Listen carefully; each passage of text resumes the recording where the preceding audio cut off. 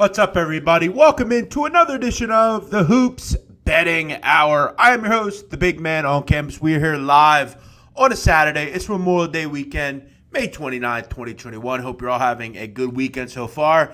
Make sure you stay safe out there. First real weekend, I think, in a long time.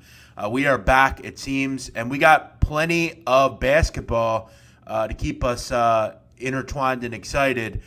4 games today on the card, 2 in the East, 2 in the West.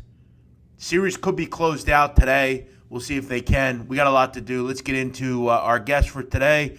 Basketball gambling legend, Skee Profit joins us. Skee, what's happening?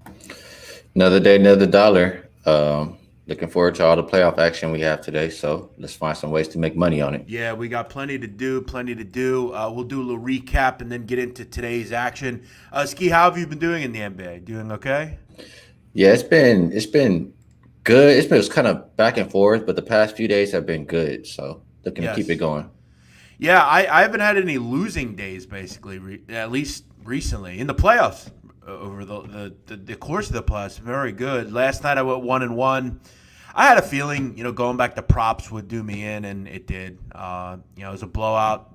Knicks, Trae Young decides last night he's going to be John Stockton and have 20 assists, and comes up a couple points short on the prop. But Nets got there with the team total. It wasn't easy, but they got there. Real quick with some of the recap here, and we welcome everybody in. We appreciate you checking out the show. I'm here every day with a basketball handicapper bringing down the NBA card. We're here all the way through the NBA Finals, so make sure you check us out every day, noon Eastern, here on PicksWise, presented by FanDuel. Skee, with the Hawks, they get the win last night. They go up 2-1. Kind of figured that would happen being back at home. Defensively, they're very good. And look, the problem this Knicks team has is they haven't been very good offensively all year. Julius Randle has been awful. He's been embarrassing. And they just don't have much scoring outside of him and Derrick Rose.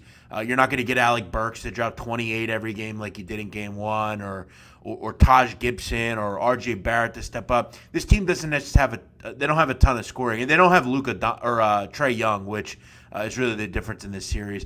Knicks last night have a 13-point quarter. I mean, that's just not enough to get a win in the playoffs. Just isn't. Yeah, and like you said, Trae Young, he's been pretty solid through 3 games. I think 25 and 10 is kind of what he's averaging. And it's looking like regular season Randle. That's all you're getting out of Julius. Playoffs non-existent. So it's going to be tough for the Knicks to win a series if he's performing that way. Yeah, I mean, obviously he's had a great season, but and this is kind of, look, all due respect to Tom Thibodeau, but this is kind of what Tom Thibodeau does. He's not a good playoff coach. He's not had any success in the playoffs. And, again, I don't knock the Knicks. I mean, they haven't been to the playoffs in a long time. And, they're a team that I don't think a lot of people expected much out of. But, they're just going to be that team, happy to be here and kind of sit in that, 6 to 8 range in the playoffs and never really win anything. That's what the Sixers were for a while. Hopefully the Knicks don't fall down. But they're still not out of it. They're only down 2-1. You got to get the next game. If the Knicks don't have any shot, they got to win on, I guess, tomorrow, whatever the next game is. A couple other thoughts here, Skee. Celtics. I didn't think they could win a game. I didn't think they were capable of it. But look, Jason Tatum is just the guy that says, you know what? They got a couple of guys that are kind of putting the team on their back. I'm going to put mine on on mine. And Tatum had 50 last night. It was gigantic. It was incredible. Can the Celtics actually make this a series? I know they kind of have, but they kind of really haven't. You look at last night, Harden, Irving, and Durant, 96 points. Pretty incredible. Yeah, I feel like the Celtics went on that run. Maybe I'm wrong, but I feel like it was right when Harden left the game. It's like the Nets kind of go as Harden goes, and they took their foot off the gas pedal or whatever, however you want to call it. So I think they'll be fully focused for the entire 48 and in the next game after losing this one. And I didn't think the Celtics could win the game either, but I still think that's the only one they'll get. And I think I'm trying to remember who it was. It might have been maybe Blackjack said this, but Somebody pointed out that how good the Celtics are at home offensively. They're like way better there. So maybe this is kind of how I felt the series would shake out. It's games in the 240s. So maybe you got to start looking at this over in this series. Not maybe people have, but I've been betting it for sure. Yeah, I mean it was a home run last night. I was happy to get that team total over because they had like 111 with like 3 minutes left, and I'm thinking, come on, man. I mean, I only need 7 points. We found a way to get it over, so good stuff there. A game I did not get involved with last night, and I was kind of trepidatious about being involved. I didn't quite understand it. I think by the end of the show kind of read it and said, why are the Clippers a 3-point favorite? I feel like the markets are kind of down on them and maybe put a little too much credit into the Mavericks kind of purview, and the Clippers are very good last night. Big time win. They had to have it, and they did. But I wasn't involved with this game. Were you? I was, and another team that kind of took their foot off the pedal again. Dallas was up like 30-11, and as soon as Luka goes on the bench, they're right back in the game. I was involved just on Luka, so his point total over was almost there by the half. I was just sitting back watching, waiting for it to collect money. Let me ask you, big man, have you watched the movie Friday before? Years ago.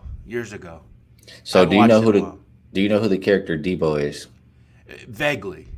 That's Luka. Luka's a bully. I call him Luka Debo. He just bullies the Clippers every single game. I love it. He really does. He really does. It's funny because Patrick Beverley pretends he's that guy. Like he pretends to be the bully. Like I'm the best defender in the league. I'm this, I'm that.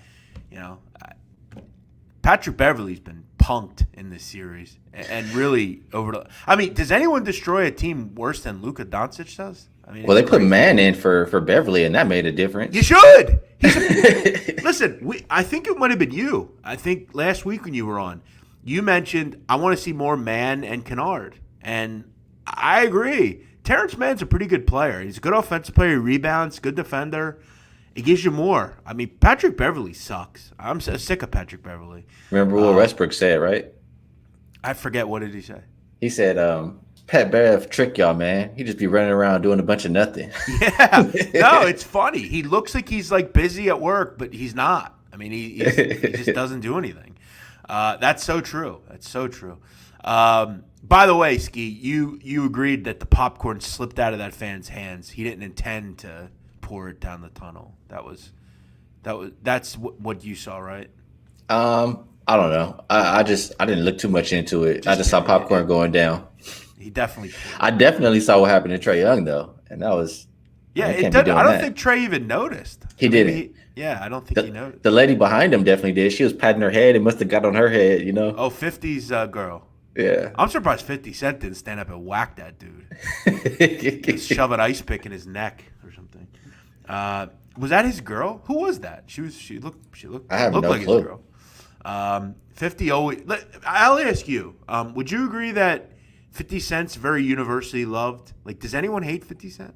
Yes, people hate 50 Why, Cent though? because he trolls everybody. Though. But he's funny. He is. I think he only trolls you if you troll him, though. Nah, he talks a lot. Like, I still will say though, when Floyd Mayweather was talking to him and he just said something that was like, hilarious. Dude, you can't even read. He's hilarious. Like, you can't lie. Also, by the way, GOAT moment from 50 back in the day when he won the EMA, and he just goes on the stage and he's talking about how he thanks everybody. And he goes, I also want to thank Vivica Fox for wearing that dress. And he's like, walks off, and then he starts dating Vivica.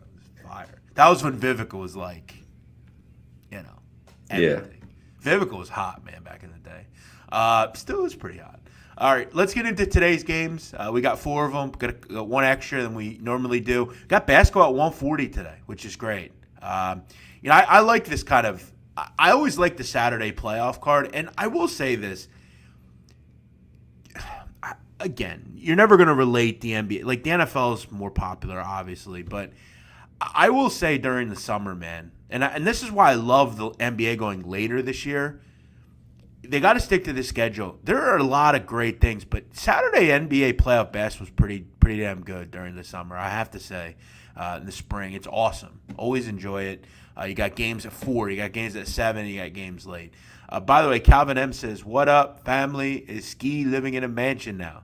He is. Yes, he's doing very well. So shout out to Skee. Is that your real house, right, Skee? No, definitely not. Got Definitely the baby not. grand in the background. I'm pretty sure you've seen a lot of people in this house. Yeah, I always told you it'd be dope if there was like a chick back there playing the piano, just hanging out, walking around. That'd be dope. Let's see if we can work that out. Yeah, maybe. All right, let's get into the games here today. First game, Milwaukee Bucks at Miami. Bucks laying 5 and going for the sweep. Total 221.5. Skee, get the brooms out. Nothing in this series has shown me that Miami has any opportunity to really hang. I guess game 1 you could point out, but for as bad as the Bucks played in game 1, what were they, 5 for 31 from 3? They still found a way. They still found a way to win, and it got it done. Giannis was the only one that really played that well. What am I missing here? What can the Miami Heat? Is it just one of those games where they got to get hot and make like 17 of 35 from 3? When you're a team like Milwaukee, I think you really thrive on this point and putting the stake into a team and ending this. Miami's not getting good shots. They're not really. They just look lost offensively. The length has bothered them the entire series. Drew Holiday's been a major advantage from Eric Gordon, or not Eric Gordon. Bledsoe. Eric Bledsoe. You also look at the fact that Trevor Ariza just can't guard Giannis. At least last year you had Jay Crowder who could kind of put something up against him, but Hero's not made shots. Goran Dragic's not been much of a factor. There's just been a lot of limiting the looks around the rim for Jimmy Butler, taking away easy shots, and really making it difficult. And that's been evident. You look at the point totals in this series. The Miami Heat have struggled mightily to create offense. Scored 84 the other night. You look at the game before, 96. 2 out of the 3 games, they failed to get to 100 points. Just dreadful stuff. Am I looking to back Miami? Absolutely not. Is this on my card? Probably not. I definitely lean on Milwaukee, though.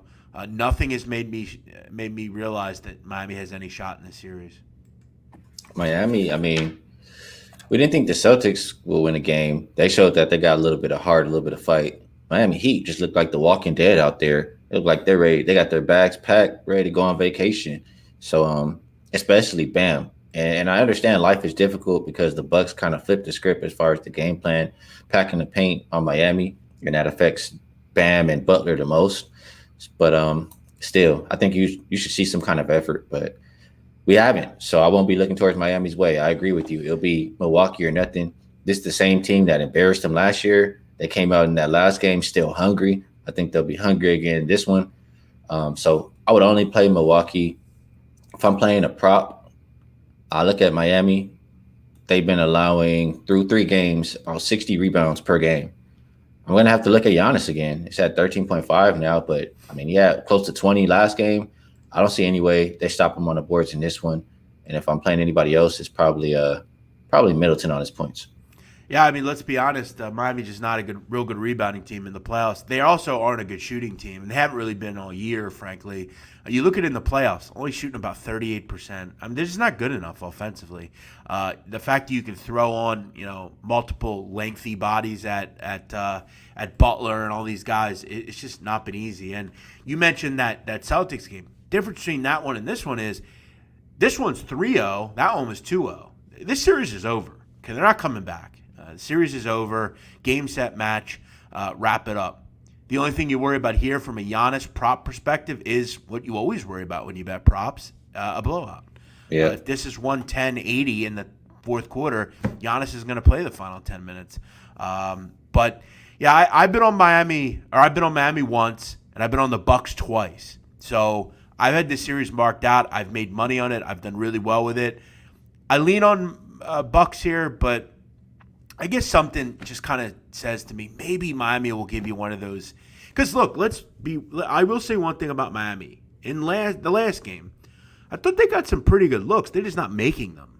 So, can they make them today? We'll see. They need more than Duncan Robinson to go off. It's just that simple.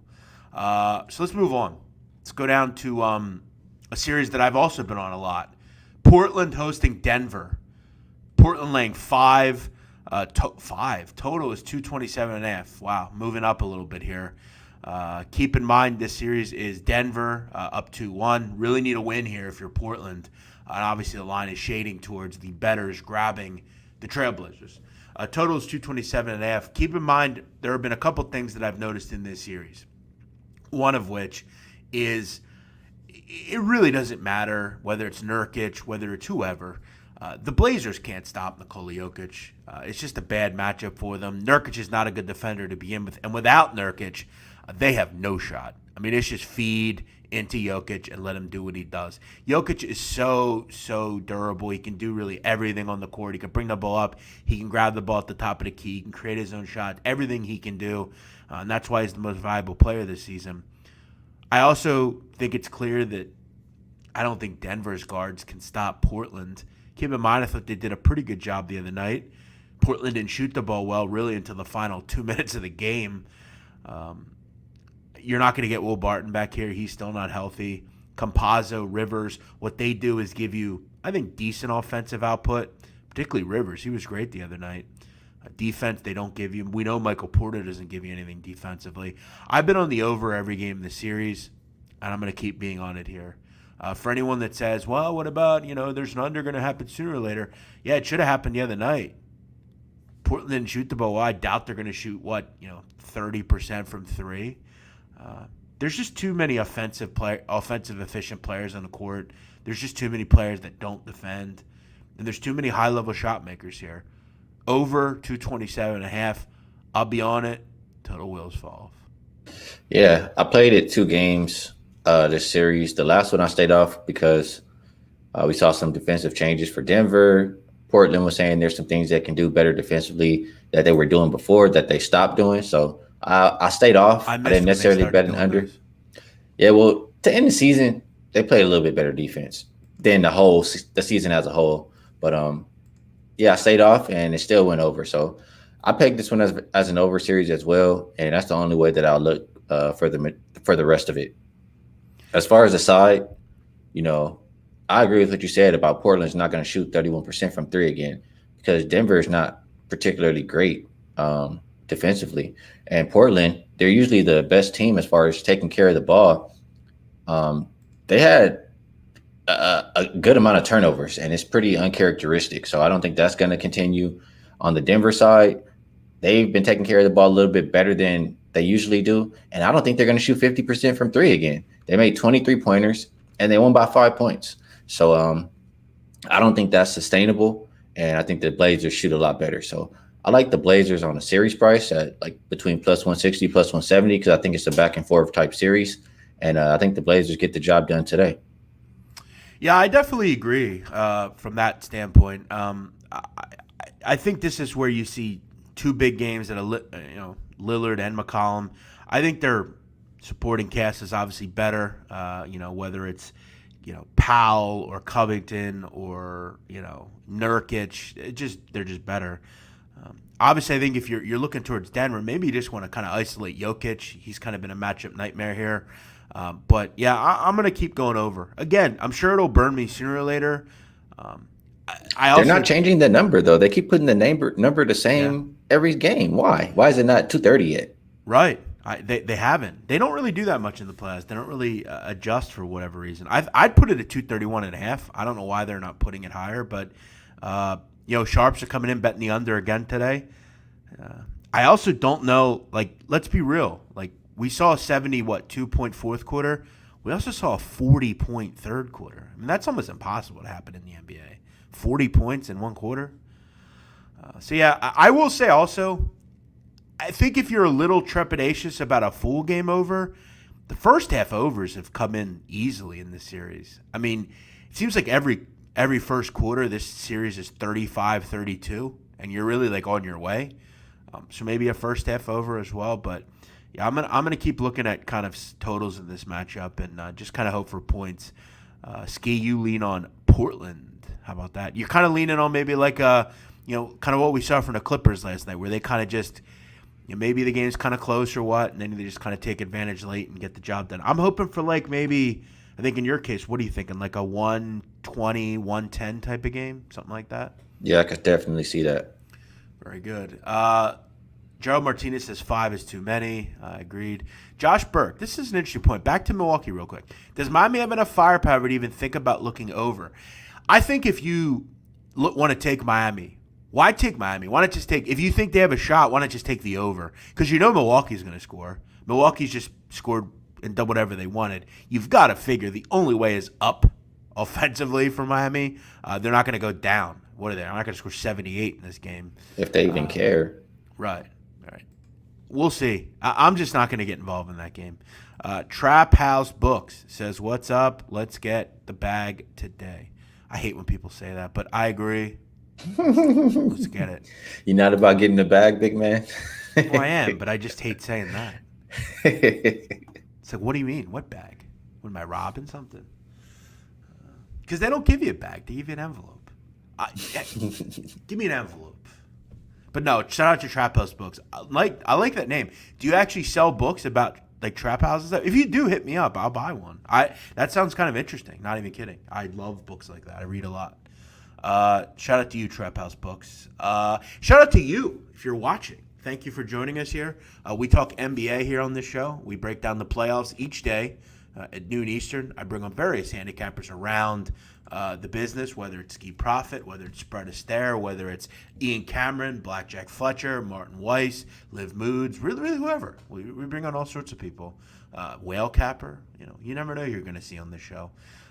And as I said, we're here all the way through the NBA Finals, and then who knows where I'll be. You should have heard Ian. You should have heard Ian, big man, the other day when the fan spit on Trae Young.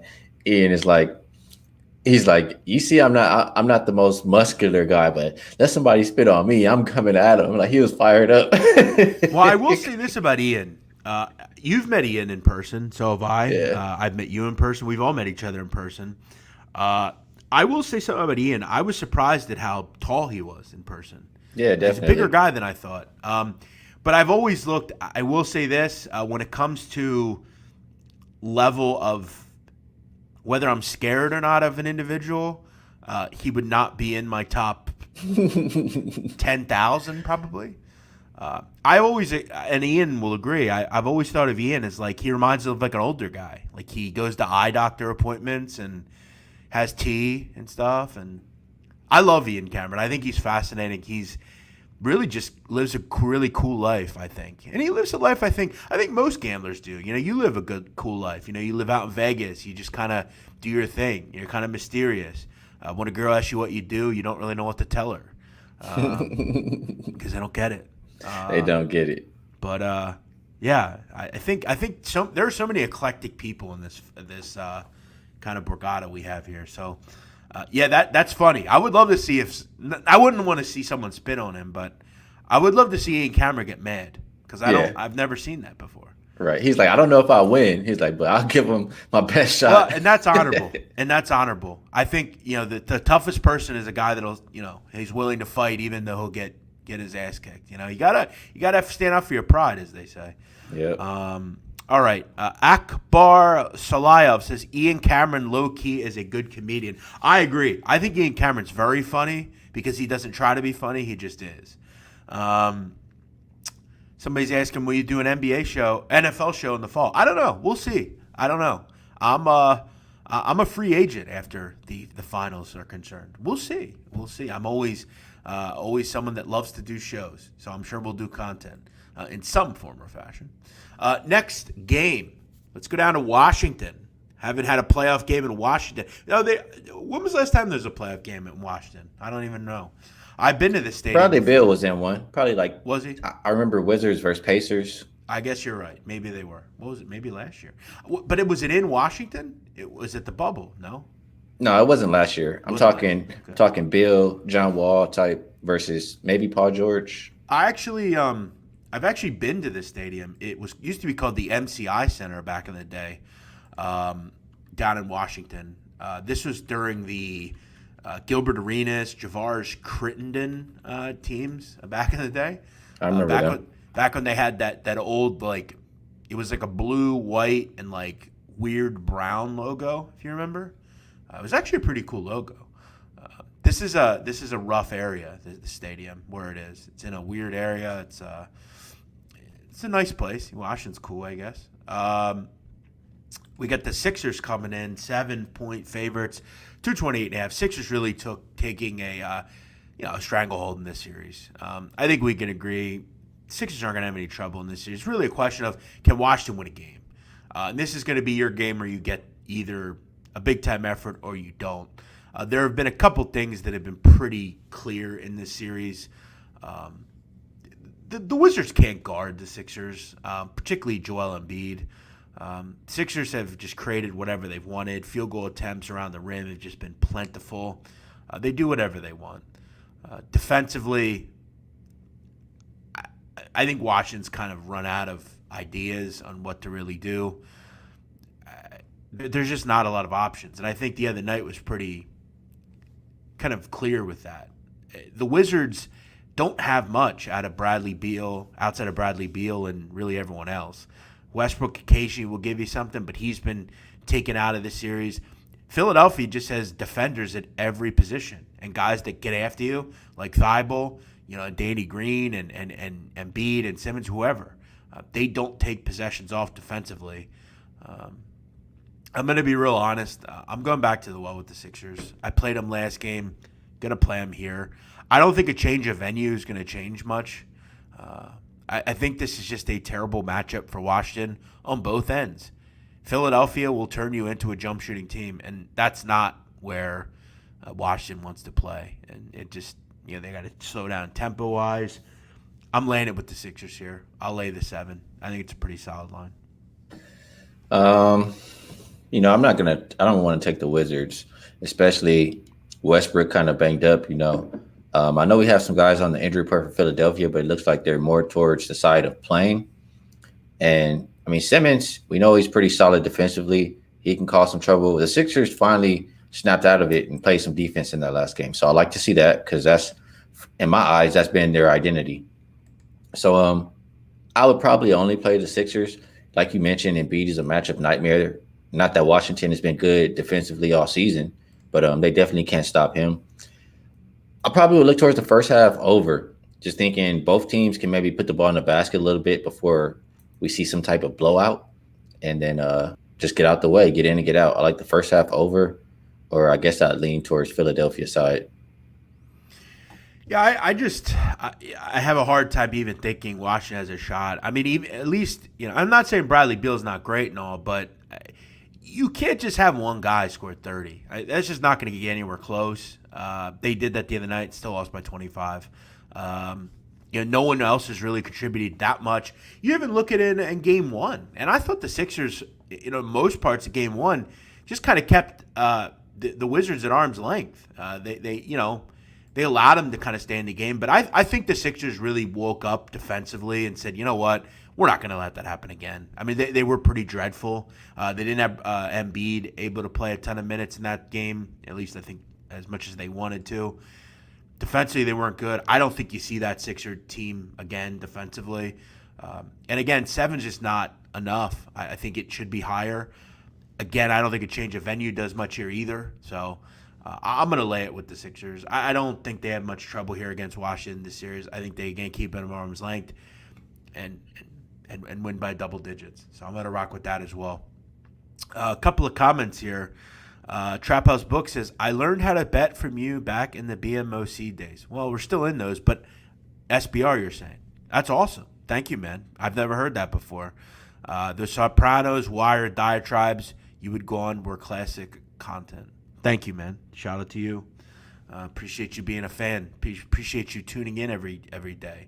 And I'm sure you learned about Skee as well, so it worked.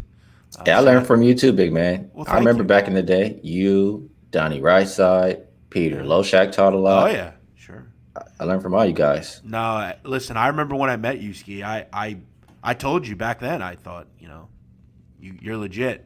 You did it the right way. You don't there were certain folks that you and I both know that played the cards the wrong way.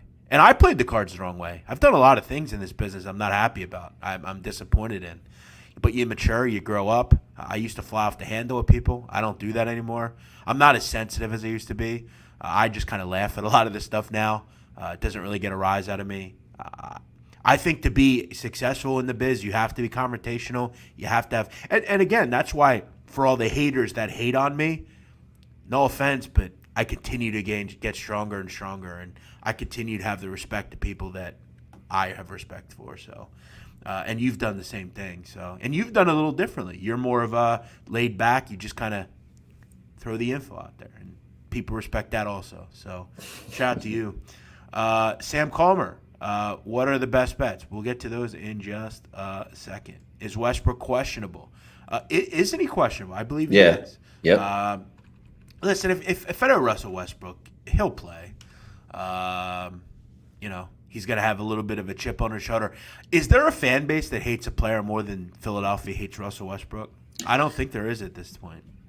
Yeah. You remember do you remember, it was a while ago, but it was an interview with Westbrook after a game versus Sixers where Embiid kind of like fell on him and put a little bit of into it. Yeah. And they're asking him they asked Westbrook if him and Embiid are cool. You remember that one? I'm trying to remember what he says. What do you think or something? Or I don't know. No, I don't know if I can say the answer on here, but he pretty much emphatic no. F no. Yeah. Right? Yeah. No, I remember that actually. Yeah.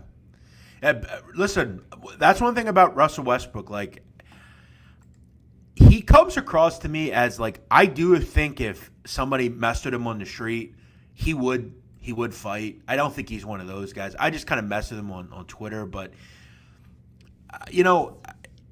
people in this town, for whatever reason, I think if you ask any real basketball fan, not one of these goofy guys that push popcorn on people, but like true basketball fans, like I think I respect Russell Westbrook. I'm not a big fan of him, but I respect him and how he is because he doesn't back down. And it's weird because Russell Westbrook is everything this town is. Like go to South Philly right now and jump off with a kid, they're the same way. Every kid in South Philly acts like him.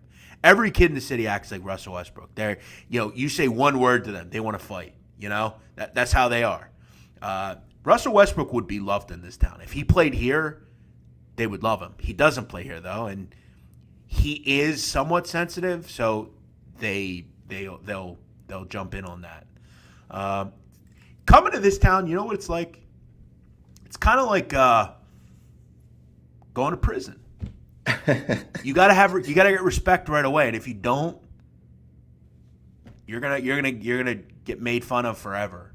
And you might do one thing down the road that gets their respect. Like if he would come here, they would love him.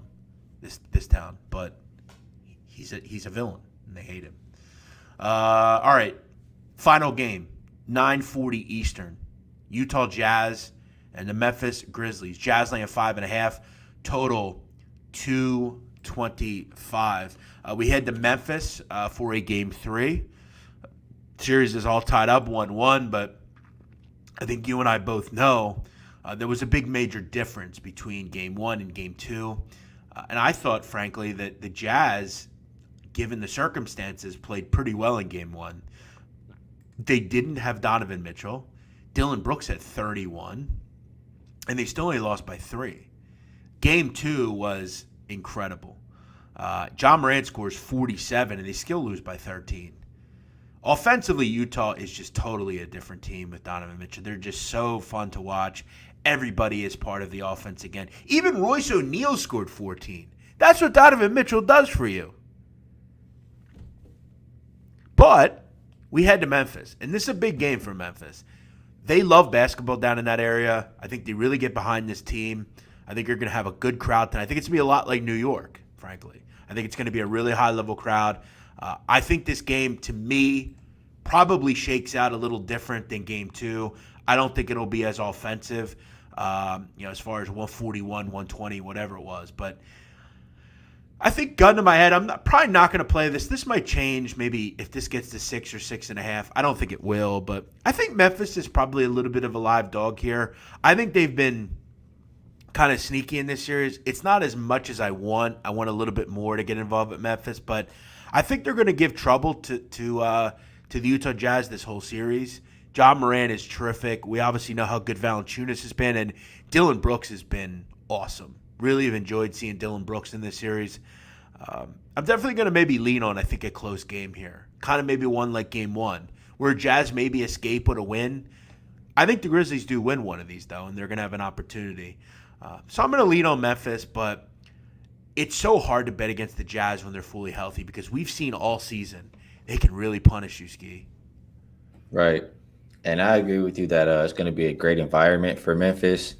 Yeah, I think that they can get one of these games because I don't think that Utah Jazz are a legit playoff team, or they're a playoff team, but I don't think they're really a contender type team is what I'm trying to say. Yes. So I guess I lean Memphis maybe first half, and if I have to play full game, probably that way too. Let's see how I want to look at this game. The first game we saw both of these teams shoot 42% from the field. Jazz shot 26% from three, and Memphis 35% from three. 19 fast break points total combined between the two. No Donovan Mitchell, and they came out with 221 points. Quinn Snyder comes back and says he wants to play faster. They do exactly that. They get Donovan Mitchell back. Obviously, one of the better three-point shooting teams is not going to continue to shoot 26%. And it's just like that Bucks game, too. They come out and explode, and they get a total of 270 combined points. So I think they'll continue to play fast. I think Donovan Mitchell's only going to get better. He played 25 minutes. He had 25 points. And he's going to make everybody else's life easier. They're going to get more easy looks. That's probably why they knock down more three-pointers. So I think we're going to see points. I know some guys are going to like an under here, but I think it's an up-tempo game from the Jazz side. Memphis is not going to control pace, and they probably encourage pace as well. And both teams shoot better than the first game. We'll get over that 224 mark, I think. What do you think? Yeah, I think that's actually a pretty decent thought. I mean, obviously Memphis, obviously with a guy like Moran and Brooks, I think the goal is obviously you don't really want to necessarily face Utah in the half court. I don't think it's a real good matchup for you. You want to get out and run. And as you said with Quinn, he wants his team to get out and play a little quicker, and they were electric. They had no issue scoring a basketball. So, yeah, I think that's a pretty solid play, frankly, and I'm thinking about jumping on there with you at 224.5. I like it. I think it's a good one for sure. Really good call. It's going to be a good game, though. I think this has the ability maybe. I think all these games, really outside of the Sixer game, I think the two, obviously, advantages games, they could be blowouts. But, Portland-Denver sets up to be pretty damn good, and this one late night does as well. So I will say this, though. Again, though, I don't think you can really go wrong. I'm not really sure, why the Sixers are on at 7. I think you should put them on at 4, and then that West Coast game at 7, but that's just me. I feel like you should have the two better games at night, but I don't know. Maybe they won't be better games. Who knows? Wait, which one is the night game? It's the Jazz, and which other one? The Sixers. Yeah, they should have had that Denver and Portland game at night for sure. I agree. That's where I would have put. I would have kind of just flipped them. Couple of things, and we'll get to best bets. Matter of fact, let's do best bets first, then we'll get to a couple things before we wrap up today. For me, I'm going to go best bets over 227.5, Denver, Portland. And I'm going to take the Sixers -7 against the Wizards. I just think they're a total matchup nightmare for the Wizards. I think the Wizards are wrapped. And look, they may hang around in the first half here, but I think it's a lot like game one where the Sixers kind of just pull away and probably win by 10 or 12, something like that. Skee Profit, what do you like here today? Well, I took these games a little bit. I took them like yesterday or the day before or something like that. So lines may move a little bit, but series prices and game prices are correlated. If you're going to take a team on a series, you're pretty much expecting them to win the next game. Otherwise, why would you bet the series at that time? You could just wait to get a better price. So I like Portland. I got them at +160. I think it's a little bit better now. And I also took them on the money line -160 just because, like I said, I just explained it to you why I'm doing that. It's correlated. And other than that, I like Memphis and the Jazz over 224. I think you're going to see tempo and a lot of points, just like the previous game. Yeah, I kind of like that one myself. Shout out to Brentford. They're headed to the Premier League. They just won against Swansea, so we have a new team in the Premier League. Haven't seen them in a while, so they're moving up. We got the Champions League final at 3 o'clock. Chelsea, Manchester City. That should be a good one. Remember, if you are betting soccer and the game is 1-1 at the end of the 90 minutes and you have a team, you don't get your money back. Okay? Remember that. Okay? Please, if you're going to bet soccer, you know what you're betting. Understand it. That's the most important thing I'll say to anyone that maybe wants to get involved in a game like this. Understand kind of where you're betting and what you're betting. Robert Johnson. Does it still count that the Sixers are a bad road team, even though it's the playoffs? Shout out to DOE. Love that. Look, they were 20-16 this year on the road. They were slightly down against the spread, but they were significantly better on the road than last year. It is the playoffs as well. Maybe a little, but if it was last year, I would say definitely you don't want them on the road. Yeah, exactly. Keep in mind, I think this is kind of an interesting road trip nonetheless, because I don't know exactly. I want to say I think the Sixers left last night. This is one of those series where, and the Sixers are kind of in an interesting spot here as well, because for anyone that doesn't live in this area, if the Sixers go to Washington or to New York, they take the train. They rent a whole train out, they take it up and take it back. So they're not on a plane. It's pretty easy. I don't know how much that matters, but I don't think the Sixers have as much an issue as they've had in the past on the road. Skee, is there any WNBA? I know you bet at WNBA as well. Yeah, I've been doing pretty well in WNBA, but today nothing really stood out to me. I'm just gonna take a pass for today. Very good. How over in Vegas? How's it look? Are people?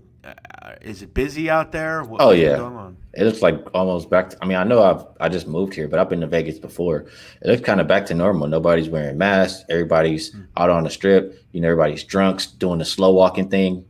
So it seems pretty normal around Vegas right now. Awesome. Love to see that. I want to throw out a story here. This is fascinating. Listen to this, Skee. The London, England Metropolitan Police seized $7 million in cash, so in U.S. currency. It was in euros, but it equated to $7 million in cash, the largest amount ever taken by the police force, after police noticed a man struggling to walk down the street carrying bags stashed full of money. Authorities said that on June 5th, Ruslan Shamutudinov, some kind of Russian guy, I guess, was spotted exiting an address in Fulham, southwest London, noticeably struggling to carry heavy bags, which were being put into a nearby car. Police officers stopped him and found a considerable amount of cash in the bags.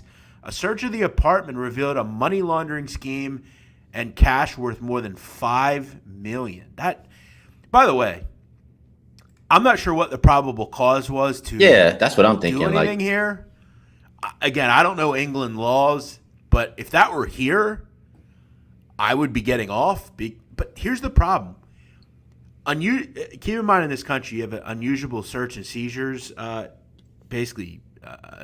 in the Constitution that it can't happen. But yeah, look, I'm gonna destroy that in court if I'm the lawyer. Like, what was the premise to stop this guy?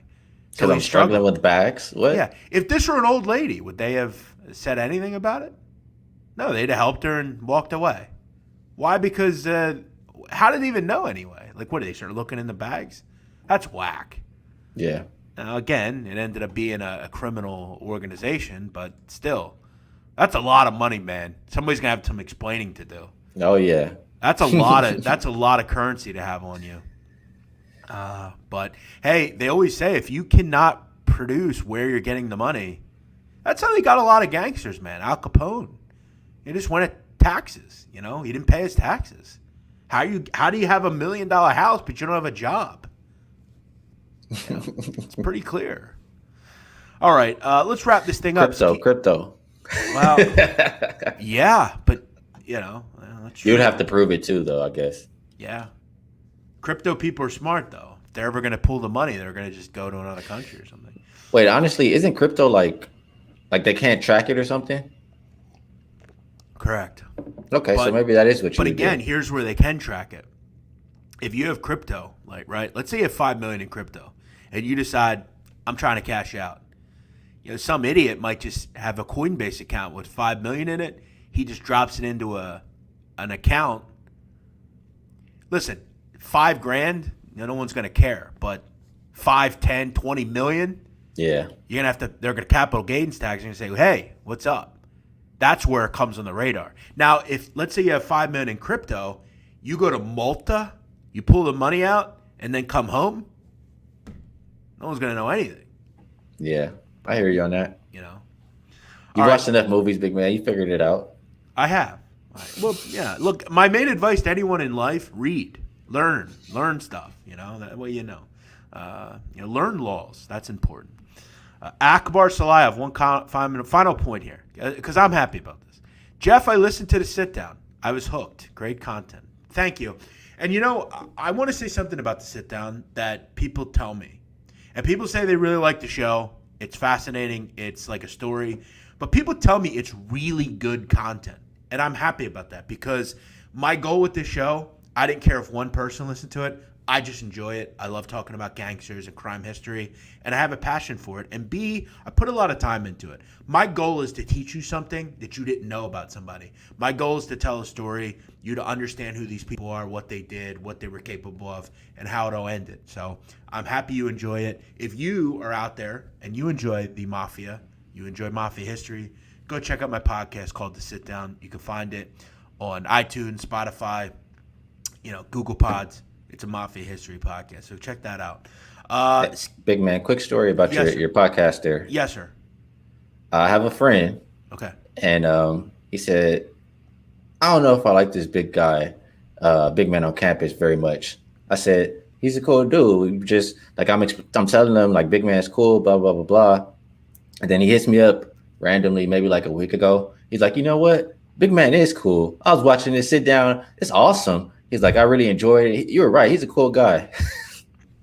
Well, that's the norm with me. As I said, I think I'm a lot different than I used to be. I'm not as fat, and I'm also not as arrogant. So weirdly enough, I was way more arrogant when I was fatter. Maybe I was just unhappy with my life. I don't know. But I am a lot more happy and positive. And I'm glad that guy said that because I've had a lot of people recently that have come to me like, hey, I couldn't stand you, but now I kind of like you, So thank you. Shout out to that guy, whoever you are. You don't have to tell me who, but shout out to that guy. And shout out to everyone that has checked out this show today. They've checked out Skee Profit. You can find Skee Profit on Twitter at Skee Profit. I highly recommend if you enjoy basketball content, you enjoy sports betting, and I mean this. I don't say this lightly. I don't say this about a lot of people. Skee is one of the great people in this business. He's very good at what he does. He's very thorough. He puts a lot of time into it. He truly loves it. There's a lot of people that don't. They just do it for, because they're trying to get clout or something. Skee is a real dude. He puts in a lot of time with it. So check out what he's doing at Skee Profit on Twitter and frequent what he's got going on. Skee's also here every week. He talks with us on the show. Skee, we'll talk to you next week. Have a great weekend. All right, brother?